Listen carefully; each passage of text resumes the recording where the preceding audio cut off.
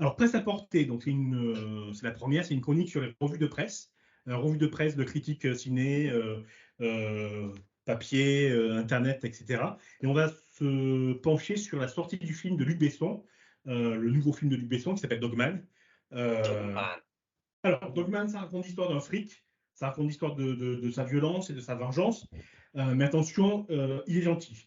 Gentil, c'est le mot qui se retrouve le plus souvent dans les articles de journaux qui ont été publiés à propos de ce film. Et surtout, c'est un adjectif qui se retrouve accolé auprès de ceux qui n'ont pas vraiment aimé le film, parce que ça devient une attaque contre le film. Il est gentil comme le scénario, basique, simple, binaire.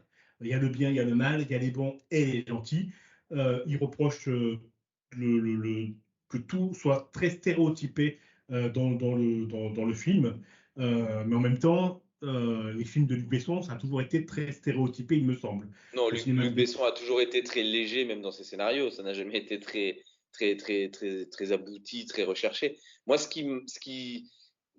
j'ai toujours aimé la légèreté de Luc Besson, aimé son univers, toujours aimé les bandes annonces que j'ai pu voir des films de Luc Besson m'ont toujours donné envie de les voir. Et là, moi, c'est le problème qui se pose, c'est qu'en fait, j'ai pas envie d'aller le voir. Pourquoi, je ne sais pas, mais il me donne pas envie du tout d'aller le voir.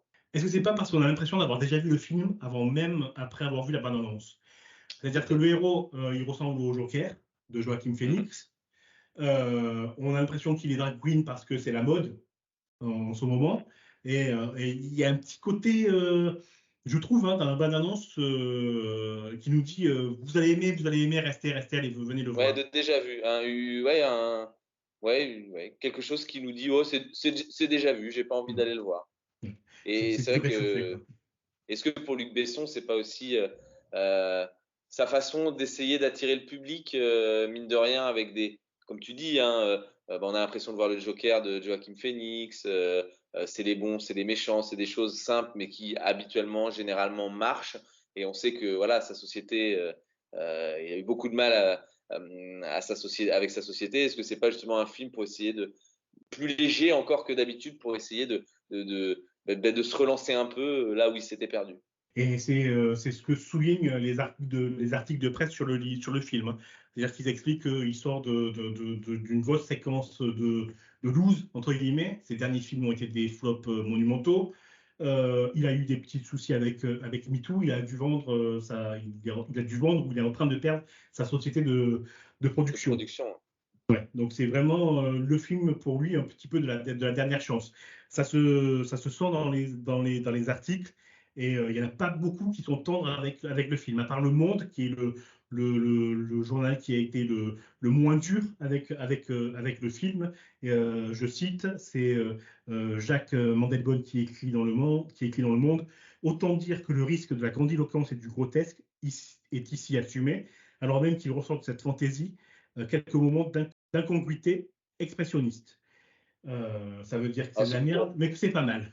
donc c'est pas mal. Mais après, et après ça nous donne un bel indice. Si Le Monde est la plus belle critique, celle qui donne la meilleure note, ça doit vraiment pas être génial. Ouais. Il y a aussi Télérama. Télérama, il fait une mauvaise critique, mais il reconnaît que la marque de fabrique de Luc Besson, c'est-à-dire héros fracassé, dialogue naïf, fusillade inévitable, on est dans le cinéma des années 90 pour Télérama. C'est Marie Sauvion qui a écrit ça. Mais alors, le pire, c'est Éric Nohoff du Figaro. Je vais vous lire parce qu'il tire à vue. On se doutait que Luc Besson n'allait pas beaucoup au cinéma et qu'il préférait la bande dessinée, mais quand même, s'approprier un titre de Matteo Garonne ne le gêne pas. L'ignorance a ses vertus. Chez le réalisateur, elle devient presque touchante.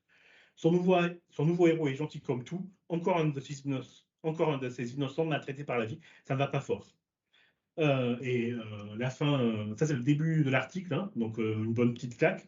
Et la fin, durant le générique de fin, Pierre Anton, non, je ne regrette rien, elle est bien la seule. C'est l'article, il le démonte, quoi. Ouais, après, ouais, hein, il s'est pas fait que des amis ces dernières années, Luc Besson. Après, je trouve ça dommage parce que démonter comme ça aussi l'un des rares réalisateurs français qui a des ouvertures et des portes sur l'international, c'est aussi dommage parce que il faut il faut leur laisser la chance. On peut ne pas aimer un film sans pour autant être méchant. Ceci est un extrait de « Et alors ?» toute l'actualité culturelle ou presque. Écoutez l'intégralité de l'émission disponible sur toutes les plateformes de streaming audio ou sur notre site internet lanuitdudimanche.fr. Merci.